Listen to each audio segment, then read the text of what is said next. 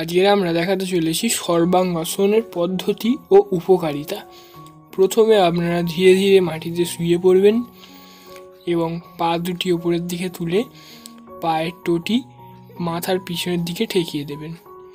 এবং ধীরে ধীরে কোমরটিকে পিছনের দিকে নিয়ে যাওয়ার চেষ্টা করবেন এবং হাতের তালু দুটো দিয়ে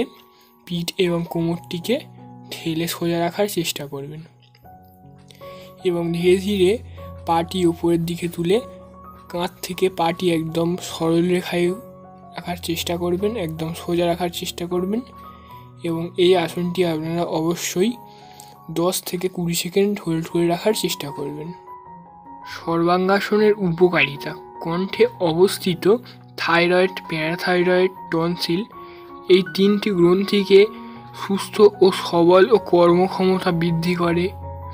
এবং রোগ প্রতিরোধ ক্ষমতা বৃদ্ধি করে ও অকাল বার্ধক্য, কলেরা, বসন্ত, টাইফয়েড, নিউমোনিয়া ও স্থূলরোগ, কোষ্ঠরোগ প্রভৃতি আক্রমণ করতে পারে না ও কোষ্ঠবাধ্যতা, আর্জিন্ন, প্লীহা, যকৃৎ ও সর্দি কাশি, ব্রঙ্কাইটিস, হাঁপানি, টনসিলের রোগ ও মিঘি ও কানের পুঁজ, কানে কম শোনা, লো ব্লাড প্রেশার ও মাথা ঘোরা, কাঁধের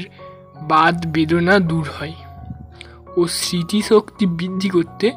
খুবই সাহায্য করে।